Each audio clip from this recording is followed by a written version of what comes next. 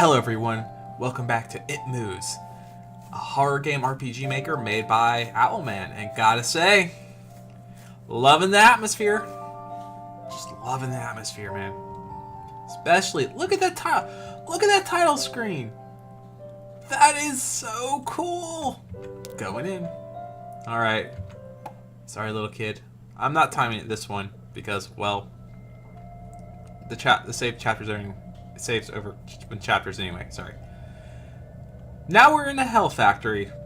I guess that's where last we left off, is in a hell factory. The door is firmly shut. A huge skull. Kid, I don't think at your age I had dreams quite as vividly nightmarish as yours. Oh God. Hey, what? Huh? I didn't ask for this. Still a huge skull. What am I doing? A banner on a... Sorry, my throat's a little sore. A banner on a log pole. It's too old and torn to make out the details. Looks like an eye. I'm going to go back.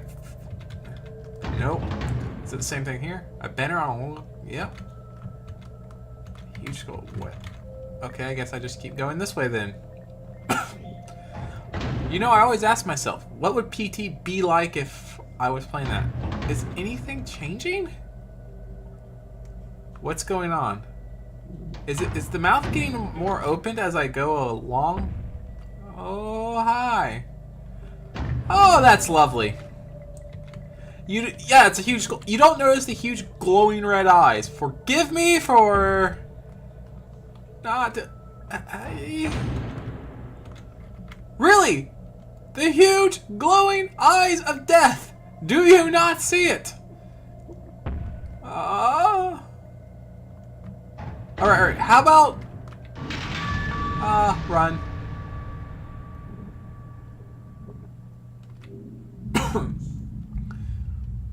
Did something happen? Did I... Oh, joy! I wanted to be... some kind of machine. Oh, yeah, that's exactly what I want. Hello. Oh, did I turn it on? Yeah. Oh, it's a nice machine. Be nice. I have no idea what's going on. Nice. Oh, there's a... Hi. A picture of some kind of green landscape. The picture is in too bad a shape. Is in too bad shape to make out any details. Okay. How are you? Oh, I'm doing fine. Thanks for asking. If you could be so kind as to get the hell out of my way and let's never meet again, we would be both in a great shape. Hello? Looks like the lights on the runway. Looks almost like the lights on the runway at airports. Oh, wow. Oh, that's lovely. What's going on next? Help? Information? Am I missing something? No? Okay. This is gonna be one of those things where... What's this say? Nope. Just random hieroglyphics and the kid's like, eh, whatever. Oh, is there... No? What about here? Oh, there it is. Oh, that's just what I like to hear. You know, stuff happening in Nightmare Land. Nothing ever goes wrong in Nightmare Land. It's the world's most happiest place. Oh God, he's gonna die. Oh, that's lovely.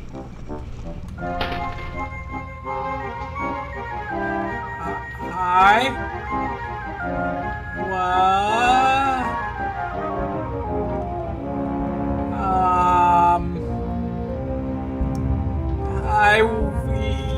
Would you like a cup of sugar? Please? No hurt? Okay.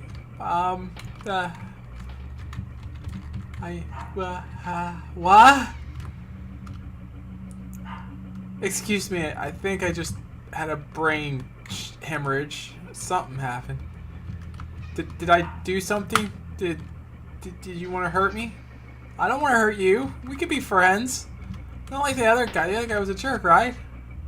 Oh. That's not the thing I wanted to see. Please? No. No hurty. No. Oh, no hurty. Oh, look at that. Oh, that's already... Yeah. Oh. Guess the weird lipstick on the ground isn't anything. I'm running out of things to say because I'm on like the verge. Oh, that's... Oh, lovely. Yeah. Nothing bad happened, thank God. What's... Well... Oh, hoping I could get away. But hi. I don't know. Why are you here? What do you want with me? I'm just a little kid, look. Look at me, I'm just a little kid. Mama! I cry out for Mama. And I don't know much about life, and yet you come... Oh... That's... No, that's quite alright. I mean, you know, I don't have to stay over for tea or anything. Oh. I don't have to stay over for tea, you know, we could just, you know, do something else. I don't mind. Oh, please, God. What do you want? Oh.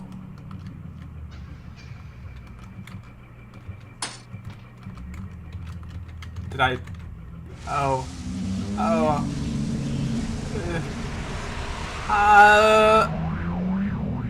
Did I die? Did the devil get my soul? It's funny how certain words can remain hidden from your mind, no matter how blatant or obvious they are. A word came to me that night, lying there in the darkness alone, frightened, aware of a rotten change in the atmosphere. A thickening of the air as if someone had displaced it. I imagine this is Stephen King's childhood. This is the title of the episode, Stephen King's childhood. As I heard the first casual twists of the bed sheets below, the first anxious increase of my heartbeat at the realization that something was once again in the bottom bunk, that word. A word which has been sent into exile filtered up through my consciousness, breaking free of all repression, grasping for air, screaming, etching, and carving itself into my mind. Ghost. As this thought came to me, I noticed that my unwelcome visitor had ceased moving. The bedsheets lay calm and dormant, but they had been replaced by something far more hideous. A slow, rhythmic, rasping breath heaved and escaped from the thing below. I could imagine the chest rising and falling with each sword, wheezing, and garbled breath. I shuddered and hoped beyond all hope that it would leave without occurrence. The house lay, as it had the previous night, in a thick blanket of darkness. Silence prevailed, all but for the perverted breath of my as yet unseen bunkmate. I lay there terrified. I just wanted this thing to go, to leave me alone. What did it want? A bed to sleep in. It's not that hard to figure it out. Then something unmistakably chilly transpired. It moved. It moved in a way different from before. When it threw itself around the bottom bunk, it seemed unrestrained, without purpose, almost animalistic. For that thing lying there in the darkness, the thing which seemed intent on terrorizing a young boy, calmly and nonchalantly sat up. Its labored breathing had become louder. Now only a mattress and a few flimsy wooden slats separated my body from the unearthly breath below. I lay there, my eyes filled with tears, a fear which mere words cannot relate to you, or anyone else coursed through my vein. I would not have believed that this fear could have been heightened, but I was so wrong. I imagined what this thing would look like, sitting there, listening from below my mattress, hoping to catch the slightest hint that I was awake. Imagination then turned to an unnerving reality. It began to touch the wooden slats which my mattress sat on. It seemed to caress them, carefully running what I imagined to be fingers and hands across the surface of the wood. Then with great force, it prodded angrily between the two slats into the mattress. Even through the padding, it felt as though someone had viciously stuck their fingers into my side. Ouch! I let out an almighty cry, and the wheezing, shaking, and moving thing in the bunk below replied in kind by violently vibrating the bunk as it had done the night before. Small flakes of paint powdered into my blanket from the wall, as the frame of the bed scraped along it, backwards and forwards. That's side to side. Once again, I was bathed in light, and there stood my mother, loving, caring as she always was, with a comforting hug and calming words which eventually subdued my hysteria. Of course, she asked what was wrong, but I could not say. I dared not say. I simply said one word over and over again. Nightmare. Yeah, that would be a problem, you know. This pattern of events continued for weeks, if not months. Night after night, I would awaken to the sound of rustling sheets. Each time I would scream so as to not provide the abomination with time to prod and feel for me. With each cry, the bed would shake violently, stopping with the arrival of my mother, who would spend the rest of the night in the bottom bunk, seemingly unaware of the sinister force torturing her son nightly. Along the way, I managed to feign illness a few times and come up with other less than truthful reasons for sleeping in my parents' bed. But more often than not, I would be alone for the first few hours of each night in that place. The room where the light from outside did not sit right, alone with that thing. With time, you can become desensitized to almost anything, no matter how horrific. I had come to realize, for whatever reason, that thing could not harm me when my mother was present. I am sure the same would have been said for my father, but as loving as he was, waking him from sleep was almost impossible. Waking me, on the other hand, was no trouble at all, thanks to the nightmares.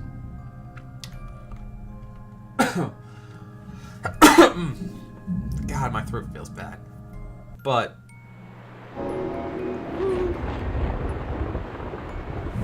Chapter 4! Hey! Ooh. Save? Yes. After this, you know. What do we got here? Ooh. The painted glass depicts some religious man, I guess. Oh, I like him. A hook hangs from the wall. A piece of meat to dry. Wait, what? A hook hangs from the wall. A piece of meat hangs to dry from it. Okay. God can't save you now, child. Earthquake? No, it's more sinister than that. Oh. Okay. What's this? No. Painted glass depicts a scene from the Bible. Oh,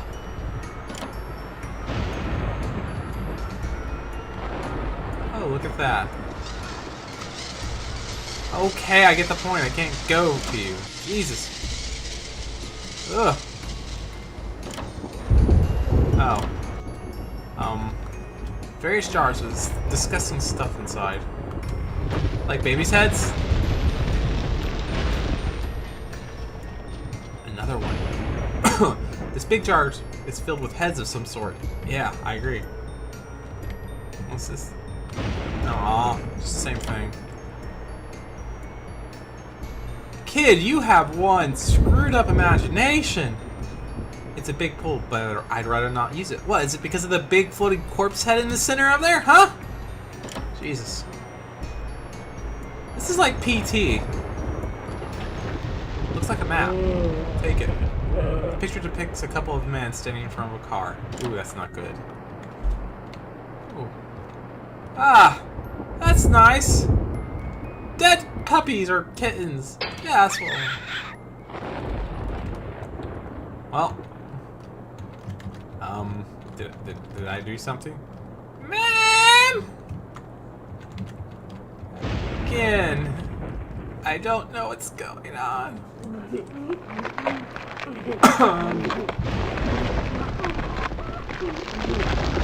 Hi. Oh, hey,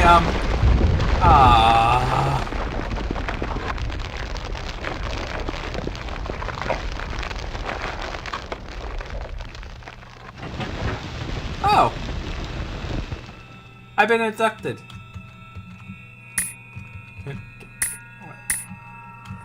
Come on, hello? Oh, you look... Oh, you're shutting your mouth. That's what you're doing. Rude! I don't need this. I don't need you. I'm already stuck in this hellscape. Stop. You annoying. God, please. No. Oh, your mouths are already shut. Thank you. For God's sakes, I was in. No. Okay, good. Your mouths are shut. I hear that. I think I'm just gonna go forward.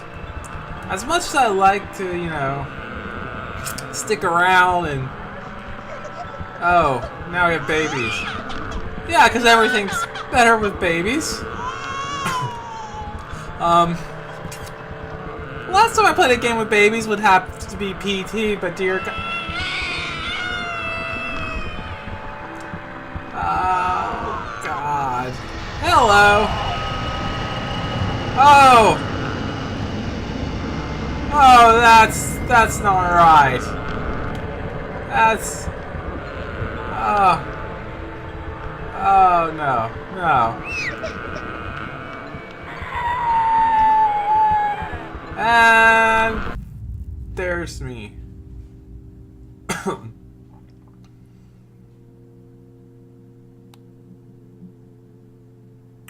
My greatest fears were realized in the winter. The days grew short and the longer nights merely provided the wretch with more opportunities. It was a difficult time for my family. My grandmother, a wonderfully kind and gentle woman, had deteriorated greatly since the death of my grandfather. My mother was trying her best to keep her in the community as long as possible. However, dementia is a cruel and degenerative illness, robbing a person of their memories one day at a time. Soon she recognized none of us, and it became clear that she would need to be moved from her house to a nursing home. Before she could be moved, my grandmother had a particularly difficult few nights, and my mother decided that she would stay with her. As much as I loved my grandmother and felt nothing but anguish at her illness, to this day I feel guilty that my first thoughts were not of her, but of what my nightly visitor may do should it become aware of my mother's absence. Her presence being the one thing which I was sure was protecting me from the full horrors of this thing's reach. I rushed home from school that day and immediately wrenched the bed sheets and mattress from the lower bunk, removing all the slats and placing an old desk, a chest of drawers, and some chairs which we kept in a cupboard where the bottom bunk used to be. I told my father I was making an office which he found adorable, but I would be damned if I give that thing a place to sleep for one more night. As darkness approached, I lay there knowing my mother was not in the house. I did not know what to do. My only impulse was to sneak into her jewelry box and take a small family crucifix, which I had seen there before. While my family were not very religious, at that age I still believed in God and hoped that somehow this would protect me. Although fearful and anxious, while gripping the crucifix under my pillow tightly in one hand, sleep eventually came, and as I drifted off to dream, I hoped that I would awaken in the morning without incident. Unfortunately, that night was the most terrifying of all. I don't understand why he just doesn't ask for a nightlight! Stephen Hawking! Not Stephen Hawking, Stephen King! Well, I won't call it quits here as soon as I save. Is this a school? Yes, I will save in Hellland. I'm loving the atmosphere. I'm loving the story. All I can say is, good job. Oh, I'm loving this. And have fun and keep playing, y'all.